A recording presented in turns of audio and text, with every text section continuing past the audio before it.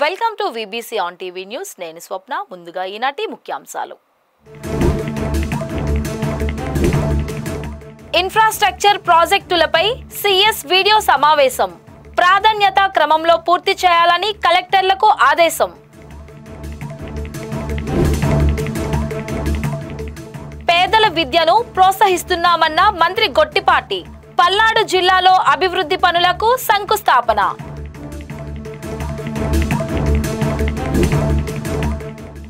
Visakha deputy మేయర్గా గోవిందరాజు ఏకగ్రీవం. ప్రజల మెప్పు పొందేలా పనిచేస్తానని వెల్లడి.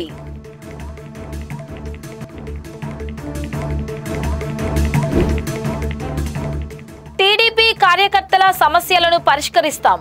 మినీ మహానాడులో ఎమ్మెల్యే అఖిలప్రియ హామీ.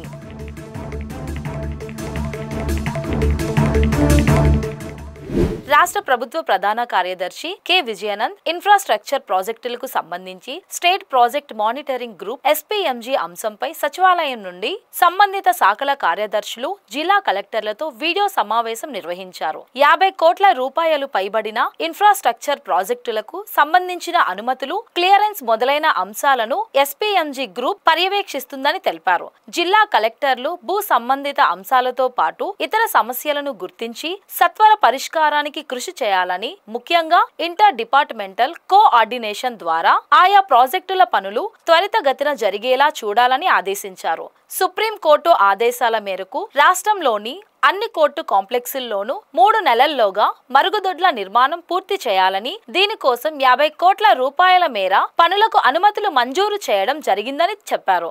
ప్రాధాన్యతా క్రమంలో ఆయా పనులను పూర్తి చేయాలని సిఎస్ కలెక్టర్లను ఆదేశించారు. రాష్ట్ర ఇంధన శాఖ మంత్రి గొట్టిపాటి రవికుమార్ పల్నాడు జిల్లాలో పర్యటించి మాచర్ల నియోజకవర్గంలో పలు అభివృద్ధి కార్యక్రమాలకు శంకుస్థాపనలు చేశారు. సుమారు 5.78 కోట్ల రూపాయలతో చేపట్టనున్న పాఠశాల భవనాలు, అదనపు వసతుల కల్పన పనులకు భూమి పూజ చేశారు. కారంపొడిలోని కస్తూర్బా గాంధీ బాలికల విద్యాలయంలో 2.55 కోట్ల రూపాయల ఖర్చుతో నిర్మించనున్న అదనపు వసతుల పనులకు శంకుస్థాపన చేశారు. అనంతరం దుర్గిలో కేజీబీవీ అప్గ్రేడ్ జూనియర్ కళాశాలలో 1.51 కోట్లతో నిర్మించనున్న అదనపు భవనాలకు, ఏపీ మోడల్ స్కూల్ ప్రాంగణంలో 1.72 కోట్లతో నిర్మించనున్న బాలికల వసతి గృహ సముదాయానికి మంత్రి శంకుస్థాపనలు చేశారు. పేదల విద్యకు కూటమి ప్రభుత్వం అండగా ఉంటుందని, తమది పేదల పక్షపాత ప్రభుత్వమని మంత్రి గొట్టిపాటి తెలిపారు. సీఎం చంద్రబాబు సూచనలతో మంత్రి లోకేష్ విద్యా వ్యవస్థను మరింత పటిష్టం చేస్తున్నట్టు వెల్లడించారు. ఈ కార్యక్రమంలో ఎమ్మెల్యే జూలంకంటి బ్రహ్మానందరెడ్డి, ఎంపీ లావు శ్రీకృష్ణ దేవరాయలు తదితరులు పాల్గొన్నారు.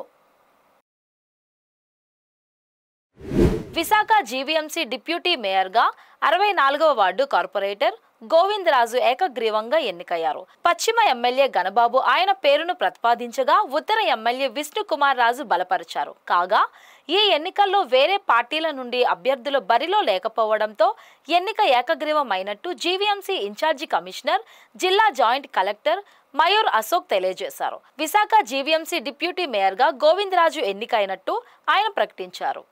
Conducted a special meeting on 19/5/2025 at 11 a.m. for the election of Deputy Mayor of Greater Visakhapatnam Municipal Corporation, but only 54 number of members having right to vote have attended the special meeting.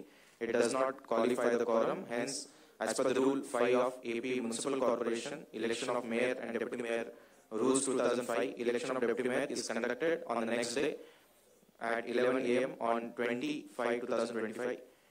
On 20/5/2025, 59 members having right to vote have attended the special meeting.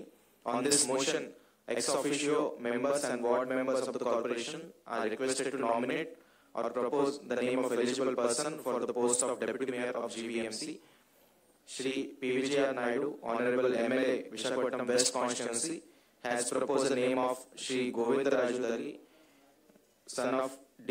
Krishna, 64th Ward Member for the Office of Deputy Mayor, GVMC. Shri P. Vishnukumar Raju, Honorable MLA for Visakhapatnam North Constituency, had seconded the above proposal. As per the Rule 6(2) of AP Municipal Corporation, conduct of election of Mayor and Deputy Mayor Rules 2005, if only one candidate is duly proposed, there shall be no election and he shall deem to have been elected, Accordingly, as per above rule 6.2, Shri Govind Rajudalli, 64th ward member, is hereby declared to have been elected as Deputy Mayor of GVMC. Nandyal జిల్లా Allagadda MLA Bhuma Akhilapriya ఆధ్వర్యంలో ఆళ్లగడ్డ పట్టణంలో mini Mahanadu కార్యక్రమం నిర్వహించారు. ఈ కార్యక్రమంలో 6 మండలాల కన్వీనర్లు, కార్యకర్తలు, అభిమానులు పెద్ద సంఖ్యలో పాల్గొన్నారు. ఈ సందర్భంగా భూమా అఖిలప్రియ మాట్లాడుతూ పార్టీ కార్యకర్తల కోసం గ్రీవెన్స్ కార్యక్రమం నిర్వహించి అన్ని సమస్యలు పరిష్కరించడం జరుగుతుందన్నారు. వైసీపీ ప్రభుత్వం టీడీపీ కార్యకర్తల మీద అక్రమ కేసులు పెట్టిందని, దౌర్జన్యాలకు పాల్పడిందని అన్నారు. వైసీపీ ప్రభుత్వంలో ఎన్నో కష్టాలు ఎదుర్కొన్న కార్యకర్తలు కూటమి ప్రభుత్వం రావడంతో ఇప్పుడు సంతోషంగా ఉన్నారని, పార్టీ కోసం కష్టపడిన ప్రతి కార్యకర్తకు ఖచ్చితంగా టీడీపీ అధిష్టానం న్యాయం చేస్తుందని తెలియజేశారు. తప్పుడు కేసులు వేయించుకున్నారు, ఆస్తులు పోగొట్టుకున్నారు, అవమానించినారు మనల్ని. ఇవన్నీ కూడా మనం గుర్తు పెట్టుకోవాలా. అధికారంలోకి రాగానే అవన్నీ కూడా మర్చిపోయి కేవలము మనము అధికారాన్ని ఆరోపించి డబ్బులు సంపాదించడంలో పడితే వచ్చే రోజుల్లో మళ్ళీ మనము ఇబ్బందులు పడతాము. వాళ్ళకి మనకి తేడా. ఈ కార్యక్రమం అనంతరం అమరవీరుడు మురళీ నాయక్ నివాళులర్పిస్తూ పట్టణంలో తిరంగా ర్యాలీ, కొవ్వొత్తుల ప్రదర్శన నిర్వహించినట్టు అఖిలప్రియ తెలిపారు. జాతీయ జెండాలతో ఆపరేషన్ సింధూర్ కు సంఘీభావంగా ర్యాలీ చేపట్టామన్నారు. పాకిస్తాన్ తీవ్రవాదాన్ని మట్టు పెట్టడానికి ప్రధానమంత్రి నరేంద్ర మోడీ ఎంతో కృషి చేస్తున్నారన్నారు. అమరులైన జవాన్లకు నివాళులర్పించారు. ఈ సందర్భంగా ఆమె తన 5 నెలల జీతాన్ని విరాళంగా ప్రకటించారు. ఎన్నో రోజుల తర్వాత మన దేశ జెండా ఈ విధంగా చేతిలో పట్టుకొని నడుస్తుంటే ఏదో తెలియని ఒక గొప్ప అనుభూతి ఈరోజు మాకందరికి కూడా కలుగుతుంది. ఎందుకంటే ఏదైనా ఎప్పుడైనా మన దేశం పైన ఎవరైనా ఒక పల్లెtti ఒక మాట అన్నా, కన్నెత్తి చూసినా జవాన్లే కాదు దేశంలో ఉన్న ప్రతి ఒక్కరు కూడా ఏ విధంగా రియాక్ట్ అవుతారనేది మనము ప్రత్యేకంగా చెప్పుకోవాల్సిన అవసరం లేదు. మొన్న ఉగ్రవాదులు ఏదైతే దాడి చేసినారో దానికి ఆ బాధ ఏ విధంగా కేవలం ఆ కుటుంబాలకే కాదు, మతం పేరు చెప్పి ఏ విధంగా వాళ్ళు ఆ సంఘటన ఆ కుటుంబాలనే కాదు ఈరోజు దేశంలో ఉన్న ప్రతి ఒక్కరికి కూడా అది మా ఇంట్లో జరిగింది, మా వాళ్ళకి జరిగింది అనే ఒక భావనలో ఈరోజు మేమందరం కూడా ఉన్నాము. ఈరోజు దానికి ఏ విధంగా ఉగ్రవాదుల్ని ఏ విధంగా పాకిస్తాను ఇళ్లలో కూర్చోబెట్టుకొని వాళ్ళని తిండి పెట్టి మేపుతున్నారో వాళ్ళకి బుద్ధి చెప్పడానికి మరి మోదీ గారు కేవలము అది వాళ్ళ ఇంట్లో చనిపోయినారనో వీళ్ళింట్లో చనిపోయినారనో కాదు, ఇది దేశం పైన వచ్చేదని చెప్పి ఏ విధంగా పాకిస్తాన్ పైన విరుచుకుపడ్డారనేది ఈరోజు మన కళ్ళారా కూడా చూసినాం. ఈరోజు ప్రపంచంలో ప్రతి ఒక్కరు కూడా మోదీ గారు చేసిన దానికి ఆయన ధైర్యాన్ని మెచ్చుకోవడమే కాకుండా దేశం మన ఇండియా పైన ఎవరైనా పల్లెత్తు ఒక మాట అన్నా లేకపోతే మన దేశం వైపు చూసినా ఏదైనా చేస్తామని బెదిరింపు చేయాలంటే కూడా భయపడే స్థాయికి ఈరోజు ప్రపంచాన్ని తీసుకొచ్చినారంటే మొదట అందరి తరపు నుంచి మోదీ గారికి మేము ధన్యవాదాలు తెలియజేసుకుంటూ మరి ఈరోజు దేశభక్తి అనేది ఏ విధంగా నరాల్లో మనందరికీ ఉందనేది మరొకసారి మన రాష్ట్రం నుంచి మేమందరం కూడా మీకు మద్దతు ఇస్తున్నాము, ఉంటామని చెప్పి ఎన్డీఏ ప్రభుత్వమే కాకుండా రాష్ట్రంలో ప్రతి ఒక్కరు కూడా ఈరోజు జెండా పట్టుకొని ఇది నా దేశం, నా వాళ్ళ జోలికి వస్తే మీ అంతు చూస్తామనే ఒక మెసేజ్ ని ఈరోజు చిన్న పిల్లల దగ్గర నుంచి ప్రతి ఒక్కరు కూడా ఈరోజు ఇతర దేశాలకు ఇస్తున్నారంటే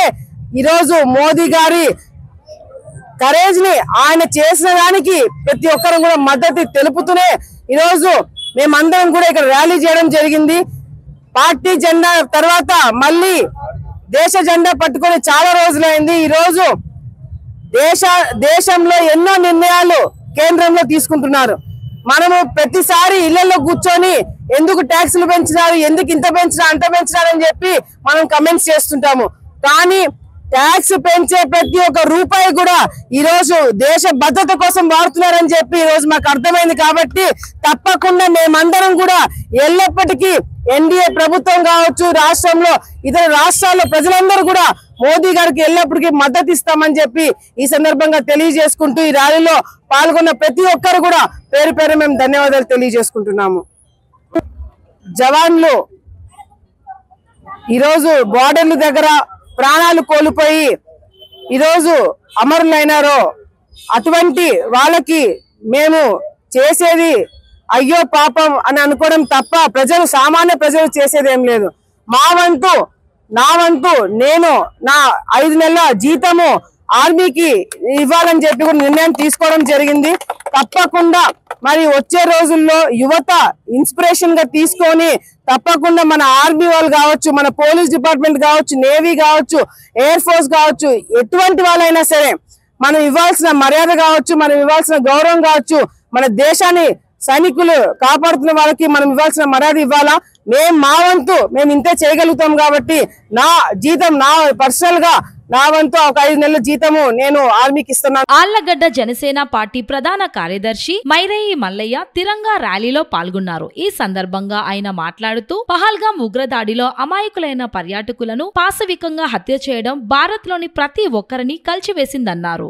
భారతదేశ ప్రజలకు మేమున్నామని మన ప్రియతమ మోడీ గారు అలాగే భారతదేశపు సంబంధించిన ఆర్మీ జవాన్లు తిప్పి కొడుతూ ఉగ్రవాదులను ఈ రోజు ఎదుర్కోవడం కూడా భారతదేశం చేసిన మొదటి విజయం కూడా ఈరోజు గర్వంగా మనం అంతా గర్వపడాలి.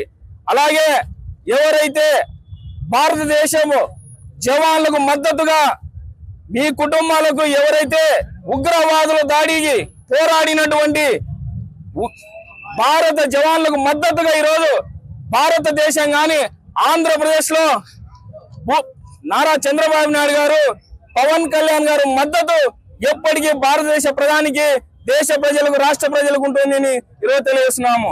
దీనిలో భాగంగానే మోడీ గారి పిలుపు మేరకు, నారా చంద్రబాబు నాయుడు గారి పిలుపు మేరకు, పవన్ కళ్యాణ్ గారి పిలుపు మేరకు మన ఆళ్లగడ్డ కూటమి ఎమ్మెల్యే భూమా అఖిలప్రియ గారి ఆధ్వర్యంలో ఈ రోజు భారత జవాన్లకు మేమున్నామని అండగా వారి కుటుంబ సభ్యులకు మద్దతు తెలపడానికి భారీ ఎత్తున ఈ ర్యాలీ నిర్వహించడం జరిగింది. ఈ ర్యాలీలో జనసేన, బీజేపీ మన భూమా అఖిలప్రియ గారికి ఆధ్వర్యంలో ఆళ్లగడ్డ నియోజకవర్గంలో ర్యాలీ చేయడం కూడా జరిగింది.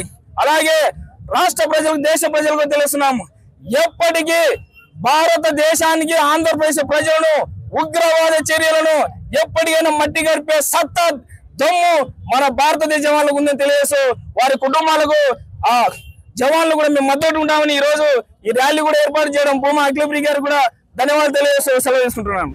విశాఖ నగర ప్రజల మెప్పు పొందేలా తన వంతు బాధ్యతలను నిర్వర్తిస్తానని జీవీఎంసీ డిప్యూటీ మేయర్గా ఎన్నికైన దల్లి గోవింద్ రెడ్డి తెలిపారు. జనసేన పార్టీ పేరు నిలబెట్టేలా నడుచుకుంటూ ప్రజలకు కావాల్సిన కనీస వసతులపై దృష్టి పెడతామన్నారు. అవినీతి లేని పాలన అందించడమే జనసేన లక్ష్యమని, పార్టీలకు అతీతంగా సమన్వయంతో పనిచేస్తామంటున్న దల్లి గోవింద్ రెడ్డితో మా విశాఖ ప్రతినిధి మూర్తి ఫేస్ టు ఫేస్. 64వ వార్డు కార్పొరేటర్ దల్లి గోవింద్ రెడ్డి ఈరోజు డిప్యూటీ మేయర్గా తన బాధ్యతలు స్వీకరించిన పరిస్థితి అయితే ఉంది. జనసేనకి ఇది ఒక ఘన విజయంగా మనం చెప్పుకోవచ్చు. ఏకగ్రీవంగా ఎన్నికైనారు, ఎలాంటి పోటీ లేదు. సార్ మీరు చెప్పండి, ప్రజలకు ఏం చేయబోతున్నారు? పవన్ కళ్యాణ్ ఇచ్చిన పిలుపు మేరకు, ఆయన స్ఫూర్తి మేరకు మీరు ఏ విధంగా అడుగులు అయిపోతున్నారు? ప్రతి ఒక్క విషయంలో కూడా మా జనసేన పార్టీ అధినేత శ్రీ పవన్ కళ్యాణ్ గారు చెప్పినట్టు ఎక్కడ కూడా ప్రతి ఒక్క పారిశుద్ధ్య విషయంలో కానీ, మంచినీటి విషయంలో కానీ, అలాగే రోడ్లు, డ్రైన్ల ప్రతి అభివృద్ధి విషయంలో కూడా కానీ మేము ముందుంటాం, ఎక్కడ కూడా అవినీతి జరగకుండా చూసుకుంటాం అని చెప్పేసి, అదేవిధంగా గ్రేటర్ విశాఖ మున్సిపల్ కార్పొరేషన్కి ఆదాయం కూడా ఎక్కడ కూడా గండి కొట్టకుండా గత ప్రభుత్వంలో కాకుండా మంచి ప్రభుత్వం, కూటమి ప్రభుత్వం అనే విధంగా ముందుకెళ్తామని చెప్పేసి తెలియజేస్తాం. జనసేనకి కంపల్సరీగా డిప్యూటీ మేయర్ కావాలని ఒక అయితే గట్టిగా వినిపించింది. చెప్పండి. జనసేనకి కంపల్సరీ డిప్యూటీ మేయర్ ఇవ్వాలనేది ప్రజల నుంచి చాలా ఒత్తిడి అయితే పెరిగింది. మూర్తి ఆధారాలు దీనికి చాలా కట్టుబట్టారు, అందరూ సహకరించారు. అదేవిధంగా కూటమి ప్రభుత్వం కూడా ఇచ్చిన మాట ప్రకారంగా మేయర్ ఎలాగైతే తెలుగుదేశం పార్టీకి ఇచ్చారో జనసేన పార్టీకి డిప్యూటీ మేయర్ ఇస్తామని మాట ఇచ్చారు. అదే మాట కట్టుబడి ఉండి ఈ రోజు నన్ను డిప్యూటీ మేయర్ అక్కడ ఎన్నుకోవడం జరిగిందని చెప్పి. ఆస్తి మూలవేల మీద పన్ను ప్రజలను చాలా పీడించినట్టుగా ఉంది. అంటే ఏ విధంగా ఆ విషయాలన్నీ కూడా మా మేయర్ గారు, మా ఎమ్మెల్యేలు అందరూ కలిపి కూర్చొని మాట్లాడుకుని దాని మీద చర్చించుకుని దాని మీద ఒక ప్రత్యేకమైన సమావేశం కూడా ఏర్పాటు చేసి అందరూ తెలియజేస్తామని చెప్తున్నాం. ఇది ముఖ్యంగా జనసేన పార్టీలో ఒక ఆనందం అయితే వెలువరిస్తోంది. ముఖ్యంగా కూటమి పార్టీల నుంచి ముఖ్యంగా జనసేనకు డిప్యూటీ మేయర్ పదవి దక్కడంపై మొత్తం ఆ కూటమి నేతల్లో కూడా అందరిలోని కూడా ఒక సయోధ్యత కనిపించినట్టుగా తెలుస్తుంది. ఈరోజు ముఖ్యంగా అనేక ట్విస్టుల తర్వాత దల్లి గోవింద్ రెడ్డి ఎట్టకేలకు ఈరోజు డిప్యూటీ మేయర్గా బాధ్యతలు స్వీకరించిన పరిస్థితి అయితే ఉంది. వీడియో జర్నలిస్ట్ కృష్ణతో Murthy, VBC on TV Visakhapatnam. కూటమి ప్రభుత్వం ఎన్నికల ముందు ఇచ్చిన హామీలు మర్చిపోయిందని వైసీపీ ఎమ్మెల్సీ బొత్స సత్యనారాయణ దుమ్మెత్తిపోశారు. Visakha Lawsons bay colony camp కార్యాలయంలో మీడియా సమావేశం నిర్వహించిన ఆయన చంద్రబాబు ప్రజలకు అరచేతిలో వైకుంఠం చూపుతున్నారని ఎద్దేవా చేశారు. ఆగస్టు 15కి మహిళలకు ఇచ్చిన ఉచిత బస్సు హామీకి సంబంధం ఏంటో ప్రభుత్వం చెప్పాలని నిలదీశారు. అమ్మ ఒడి, తల్లికి వందనం పథకాలు పత్తా లేకుండా పోయాయని విమర్శించారు. స్టీల్ ప్లాంట్ అభివృద్ధికి కేంద్ర రాష్ట్ర ప్రభుత్వాలు 1,00,000 కోట్లకు పైగా నిధులివ్వాలని ఆయన డిమాండ్ చేశారు. ఏ రకంగా ఈ ప్రభుత్వం యూటర్న్ తీసుకుంటుందో ఇవ్వండి. ఇది మీకేం చెప్తుంటే అనౌన్స్ చేయండి, డేట్ ఎప్పటి నుంచి ఇస్తారో.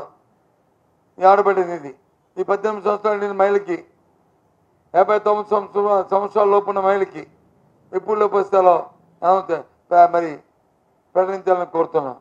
రేపు మహానాడు ఏదో ఆర్భాటగా మీ తాలూకా ఆరిబాధ్యం చేస్తాను చెప్పండి, అక్కడ చెప్పాలని డిమాండ్ చేస్తున్నాం.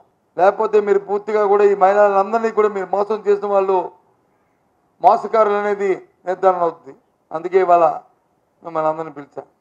జీవితంలో ఎన్నికల్లో చూస్తుంటే ఎన్నికల చేస్తున్న ఈ ప్రభుత్వం అధికారాన్ని చేతితో తీసుకున్న వాళ్ళు చేస్తున్న వ్యవహారాలు ఏ విధంగా కుమ్మలాడుకుంటున్నారు, ఏ విధంగా అక్కడ ఆ విషయాలు అవన్నీ చూస్తే జోగాత్సకరంగా ఉన్నాయి చూడడానికి, వెళ్ళడానికి కూడా. సంఘటనలన్నీ వినకూడనివి, చూడకూడనివి పార్టీలో జరగకూడదు జరుగుతున్నాయి. కాబట్టి వాటిని తీవ్రంగా మా నిరసన తెలియజేస్తూ పాపం నష్టపోయారు ప్రజలు. విశాఖపట్నం ప్రజలు అభివృద్ధిని నోచుకోలేకపోతున్నారు. 4 దగ్గర 6 నెలలు ఉంటుంది మున్సిపల్ కమిషన్ లేక. ఉక్కు ప్రైవేటీకరణను మొదటి నుంచి వైసీపీ వ్యతిరేకిస్తూ వస్తోందని ఆ పార్టీ మాజీ ఎమ్మెల్యే తిప్పల నాగిరెడ్డి అన్నారు. గాజువాకలో ఆయన మీడియాతో మాట్లాడుతూ స్టీల్ ప్లాంట్ ఉద్యోగులకు, కాంట్రాక్ట్ కార్మికులకు వైసీపీ అండగా ఉంటుందని హామీ ఇచ్చారు. ప్లాంట్ నిర్మాణానికి భూములు ఇచ్చిన నిర్వాసితులు సరైన ఉపాధి లేక దీనావస్థలో ఉన్నారని, వారికి కూటమి ప్రభుత్వం అండగా నిలబడాలని అన్నారు. 3,000 మంది కాంట్రాక్ట్ కార్మికులను అన్యాయంగా తొలగించారని, వారిని వెంటనే విధుల్లోకి తీసుకోవాలని డిమాండ్ చేశారు. ఈ కార్యక్రమంలో గాజువాక వైసీపీ ఇన్ఛార్జ్ తిప్పల దేవన్ రెడ్డి, పల్లా చిన్నతల్లి తదితరులు పాల్గొన్నారు. నిర్వాసితులకి మెయింటెనెన్స్ వర్కులు ఇచ్చినటువంటి వర్కర్స్ని కూడా ఇప్పటికి 5,000 మందిని తీసేందుకు రెడీగా ఉన్నారు. ఇప్పటికే 1,700 చిల్లర తీశారు. మిగతా వాళ్ళు కూడా త్వరలో మెయింటెనెన్స్ వర్కర్స్ తీసేందుకు కూడా ఉన్నారు. ఇది ప్రైవేట్ పరం చేస్తామని బీజేపీ ప్రభుత్వం నిర్ణయం తీసుకొని లగాయతూ నేటి వరకు కూడా చాలా మంది కార్మికులు రిటైర్మెంట్ అయ్యారు, చనిపోయారు. వేకెన్సీలు చాలా ఏర్పడినప్పటికీ బీఆర్ఎస్ వేకెన్సీ చాలా ఏర్పడినప్పటికీ ఏ ఒక్కరిని కూడా ఆనాడు రాజశేఖర గారి టైంలో తీసుకోవడమే తప్పితే తర్వాత దాని మీద తీసుకోలేదు. ఇప్పుడు విఆర్ఎస్ అని ఒకటి పెట్టారు. ఈ ప్లాంట్ ప్రైవేట్ పరం అయిపోద్ది, మాకు శాలరీలు ఇప్పుడు సరిగా ఇవ్వట్లేదు, 1/4 ఇలాగ ఇస్తూ నెలకి 2-3 ఒక శాలరీని 2-3 వాయిదాలుగా ఇచ్చి మమ్మల్ని ఇబ్బంది పెడుతున్నారు. ఈ ప్లాంట్ ప్రైవేట్ పరం అయిపోద్దని భయంతో మరి వాళ్ళు వాలంటరీ రిటైర్మెంట్కి అవకాశం ఇస్తే చాలా మంది అప్లై చేసుకోవాలి. 1,500 మంది వాలంటరీ రిటైర్మెంట్ కూడా తీసుకోవడం జరిగింది సార్. మళ్ళీ సెకండ్ పేర్స్ కూడా విఆర్ పెడుతున్నారు. అలాగే మళ్ళీ ఈ నిర్వాసితులందరినీ ఖాళీ చేసేసి మొత్తం అంతా ప్రైవేట్ పరంకి ఇచ్చేసేటప్పుడు అతని మీద బర్డన్ పడకూడదని, ఎక్స్పెండిచర్ ఎక్కువ అకౌంట్ ఉండాలని ప్రైవేట్ వ్యక్తికి కానీ ఇచ్చిన తర్వాత అతను కానీ ఈ నిర్వాసితులు కానీ ఉద్యోగస్తులు తగ్గించడం కానీ లేకపోతే మెయింటెనెన్స్ వర్క్తో నిర్వాసిత కుటుంబాలు తగ్గించడం కానీ చేస్తే మళ్ళీ ఉద్యమాలు వస్తాయి. అన్నీ ముందే క్లియర్ చేసి ఇది ప్రైవేట్ పరం చేద్దామనే తలంపుతోనే కూటమి ప్రభుత్వం ఈ రకమైనటువంటి నిర్ణయం తీసుకున్నదనేది వీళ్ళ ఆభార గోపాలం. మేధావులు లగాయతు ఆర్డినరీగా భూమి ఇచ్చిన రైతు వరకు కూడా అదే భావంతో ఉన్నారు. ఖచ్చితంగా ఈవేళ ఇచ్చిన మాట నిలబెట్టుకోవాల్సిన బాధ్యత కూటమి ప్రభుత్వానికి ఉంది.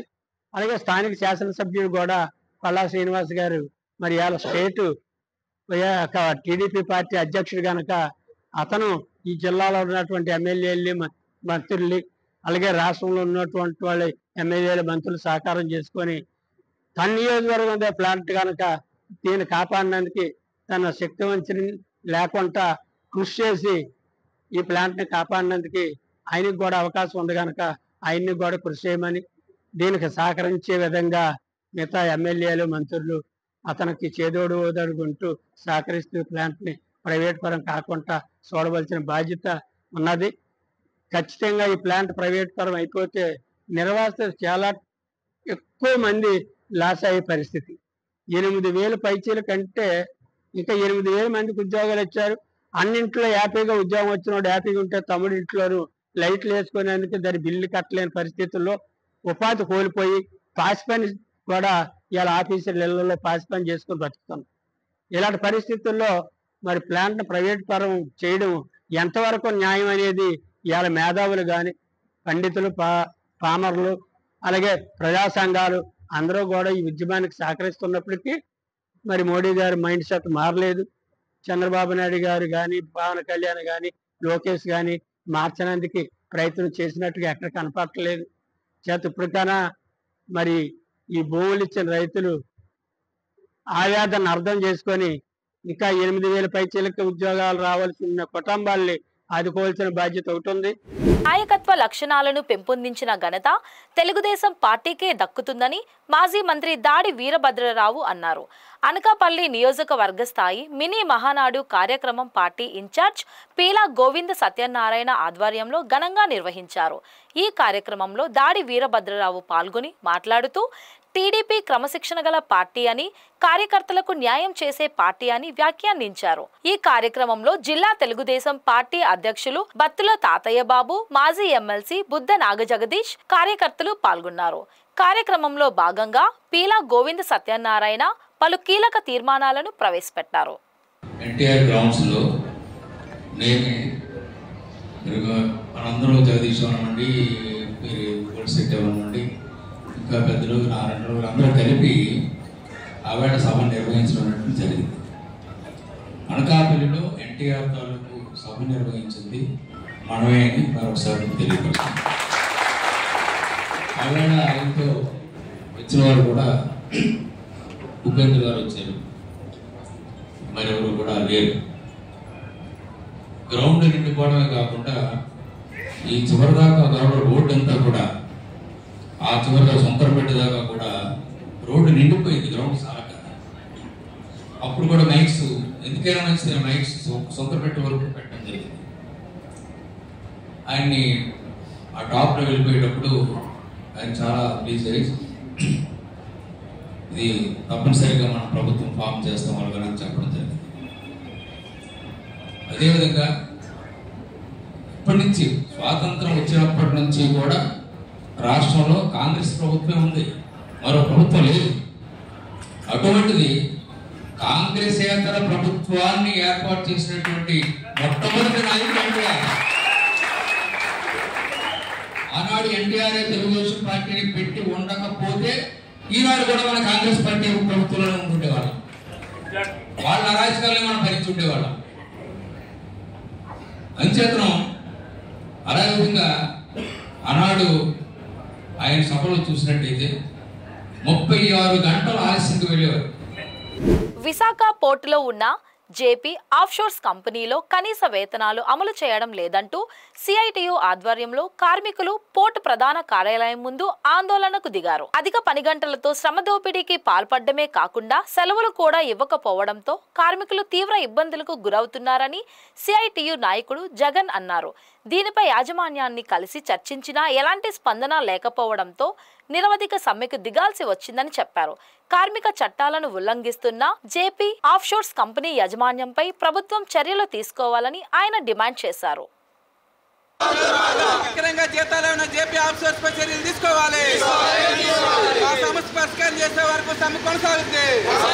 విశాఖపట్నం పోర్టులో జేపీ ఆఫీసర్స్లో గత 9 నెలల నుంచి కార్మికులు పనిచేస్తూ ఉన్నారు.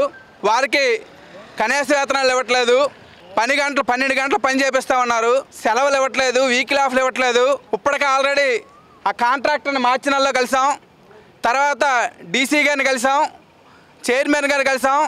వీళ్ళందరూ వారం రోజుల్లో పరిష్కారం చేస్తానన్నారు. 2 నెలలు అయిపోతూ ఉంది. స్ట్రైక్ నోటీస్ ఇచ్చి కూడా 20 రోజులు అవుతూ ఉంది. ఈ రోజు కూడా ఈరోజు కనీస వేతనాలు ఇవ్వట్లేదు కదా. చివరికి గత నెల ఎవరైతే గట్టిగా అడుగుతున్నారో లీడర్ల వాళ్ళకి 4 జీతాలు ఇవ్వడం మానేసి ఆపేశారు. అంటే ఈరోజు కనీస వేతనాలు చట్టం ఉన్నా సరే, జీవో ఉన్నా సరే రోజుకి 868 రూపాయలు ఇవ్వాలని చెప్పేసి కనీస వేతనం చట్టం చెప్తా ఉంది. కానీ 500 రూపాయలు ఇస్తా ఉన్నారు. అలాగే ఓటీ చేయించుకుంటే 12 గంటలు అంటే అదనంగా 4 గంటలు ఓటీ చేయించుకుంటున్నారు. 1 రూపాయి ఇచ్చే పరిస్థితి లేదు.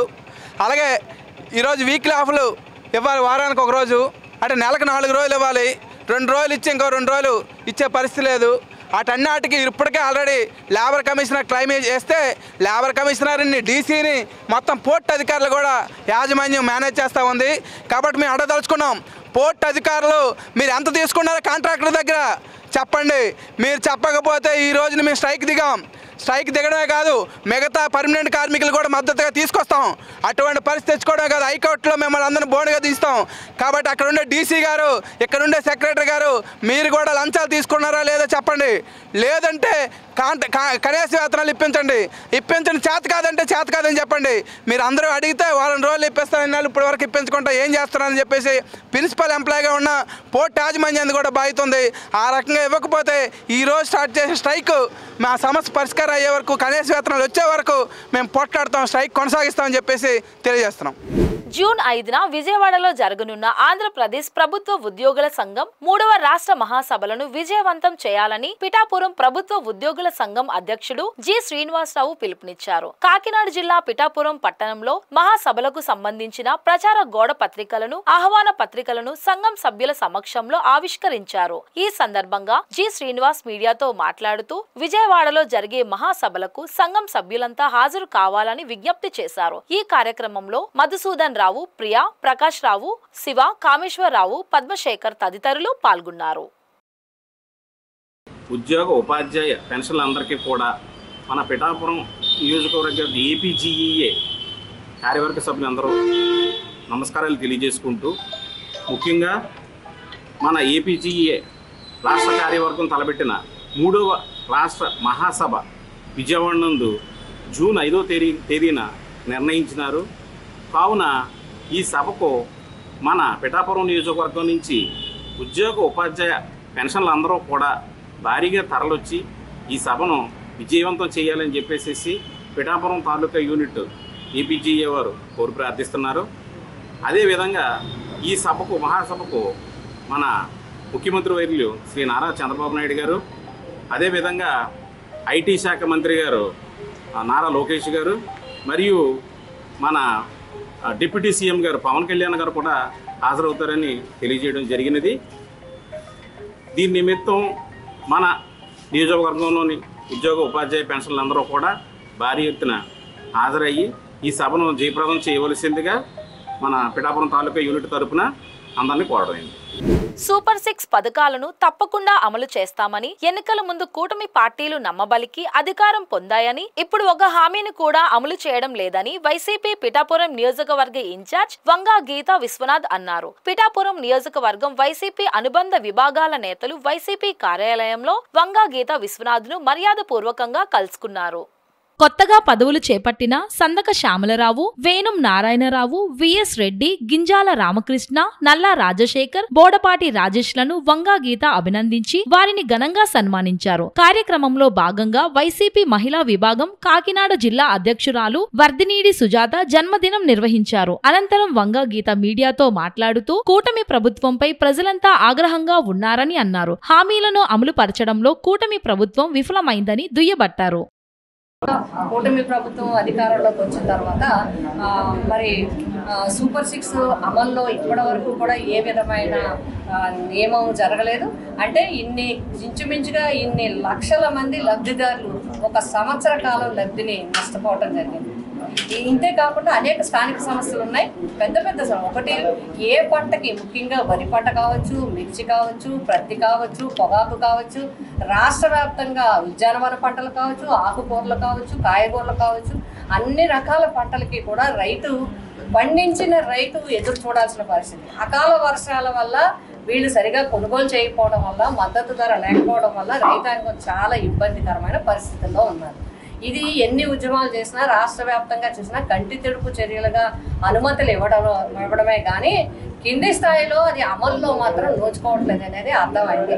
ప్రతి రైతు కూడా ఎకరానికి ఇంచుమించుగా 10 నుంచి 15 వేల రూపాయలు నష్టపోవడం జరిగింది. ఇప్పుడు ప్రతి ఒక్కరు కూడా నా నష్టాన్ని చవిచూడటం జరిగింది. గతంలో జగన్ గారి ప్రభుత్వంలో ఎలాంటి వరి అయినా సరే కొనుగోలు చేసి మద్దతు ధర ఇచ్చి మరి గోను సంచులు కూడా ఇచ్చి వెంటనే అందరినీ కూడా సిబ్బందిని పంపించి రైతు భరోసా కేంద్రాల ద్వారా వస్తే ఇవాళ రైతు భరోసా కేంద్రాలు తాళాలు వేసేసి అందులో గోను సంచులన్నీ కూడా ఎలకలు కొట్టేసే పరిస్థితి. అంటే ఒక ప్రత్యేకమైన శ్రద్ధ లేదు, ఒక అవగాహనగా ఉన్నట్టుగా కూడా, ఒక కోఆర్డినేషన్ అధికారులు చేయాలన్నట్టుగా కూడా మాకు కనిపించలేదు వరి విషయం, పిఠాపురం విషయంలో చూసుకుంటే. అంతేకాదు ఇప్పుడు ఇంకొక ప్రధానమైన సమస్య వచ్చింది ప్రజలందరికీ, కరెంటు ఛార్జీల సమస్య. కరెంటు ఛార్జీల సమస్య ఎప్పుడో ప్రభుత్వం తీర్చవలసిన బాకీలు కూడా ఇప్పుడు ప్రజల మీద వసూలు చేసే పరిస్థితి, వసూలు చేస్తున్నారు. ఇప్పుడు ప్రజలందరూ కూడా అడుగుతున్నారు, వాళ్ళు కూడా రేపో మాపో మళ్ళీ ఉద్యమానికి దిగే పరిస్థితులు ఉంటాయి. మరి ఆ రోజు 2.5కి కొంటే జగన్మోహన్ రెడ్డి గారు తప్పుపట్టి ఈ రోజు 4.5 రూపాయలకి కొన్న పరిస్థితి వచ్చింది. భారం అంతా కూడా వినియోగదారుల మీద వేయటం జరిగింది. ఇలా అనేక సమస్యలు, ఈ సమస్యలే కాదు, గ్రామ సమస్యలు ఉంటాయి, వార్డు సమస్యలు ఉంటాయి, స్థానిక సమస్యలు ఉంటాయి.